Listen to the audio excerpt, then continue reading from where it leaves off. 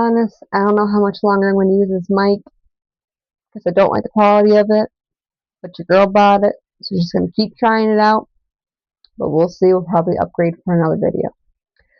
So, life be life in the middle of doing this reading for y'all. My phone decided to just turn off and restart and turn itself back on. So, welcome to today's reading. I've already pulled some cards, and I'm not going to re-pull some cards because this is the message that Spirit wants me to deliver, so we're going to deliver it. So the first thing that popped out was the Nine of Pentacles. Second thing to pop out, the World card. Third thing to pop out, the Eight of Cups, or as I like to call, Brokeback Mountain. And then we had the Five of Cups. Then after that, we did have two more cards get pulled out, but we're going to go ahead and read that after because I started reading these cards before these cards popped out. And from what I'm seeing so far is that life is not going the way you thought it was going to go. There seems to be a need of change in perspective. There seems to be a need of change in how you see things daily, because how you're seeing things right now isn't working out for you. Life just seems to just be stopping at a halt. You feel like you're struggling. You feel like no matter what you do, you're still stuck in this little spot. Now remember too, it's all about perspective. So instead of thinking of yourself going around in a circle, you need to look at it from a different perspective and understand that sometimes it's not a circle. Sometimes it's a spiral staircase that you're going up. You don't realize it, but you are. But you're still repeating a pattern that seems to just be moving forward. And that's where we're at. So these two cards came out, which is the Daughter of Wands and the Son of Swords. When these cards popped out, they were stacked upon each other. So when I laid it down, boop, oh, there's the Son of Swords too. That's where they're at. Now, the Daughter of Wands and the Son of Swords gives me a perspective of a young feminine and a young masculine, or in a more sense, an immature feminine and an immature masculine. Now, when I say that, it doesn't mean like, oh my God, they're just so immature. We're all immature in our own ways. There are different parts of our life that we haven't fully matured into who we are yet. And that's okay. Because when you're at this state, you have gone through a lot in your life. Oh, there's a wasp. There's a wasp. My life. Me and wasp are not friends. I'm gonna figure my way out and I will talk about this in a second. Ah! No, thank you. Wasps.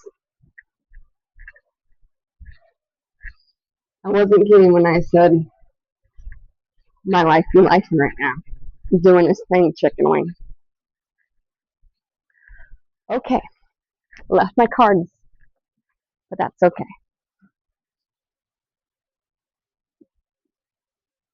Anyways, when I think of the Daughter of Wands, I think of someone who is very creative, very in their own beauty.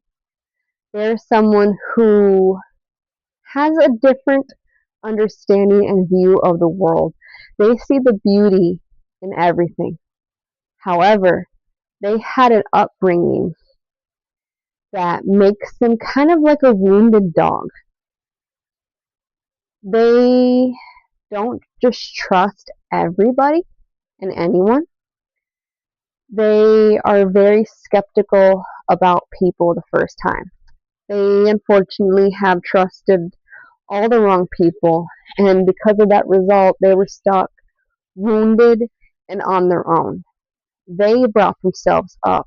They were their biggest cheerleader. They were their only help they've ever had. They're not used to having someone coming in to help them in any way without there being a catch. Then you have the Son of Swords, a young masculine who just has that ready to go energy. They've also been through the ringer as well.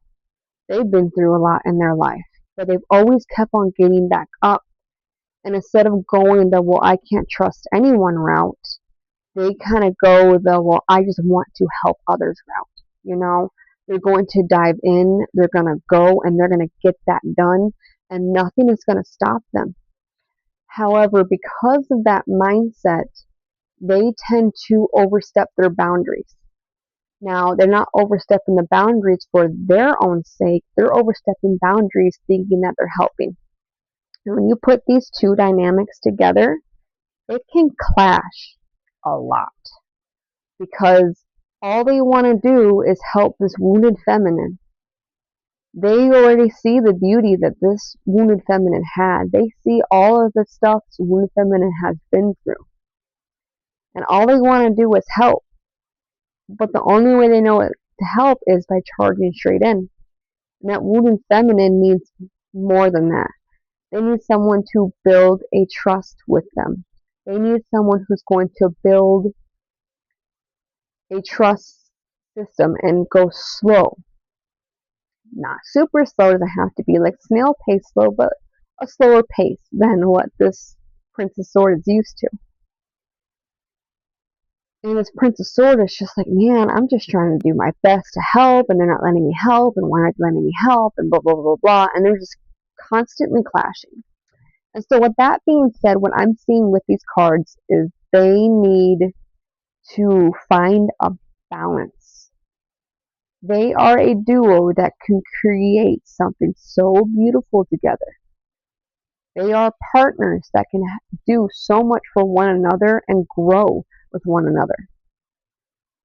But they can't do that until they both come to a stop and they start to understand each other, understand each other's strengths, understand each other's weaknesses, understand each other's flaws, everything about each other. And find a middle ground where they can meet and start to build up from there. Instead of going based off of solely one person's perspective, they need to take these two perspectives and find that middle ground and move forward from there. I hope that helped. Have a good one, guys.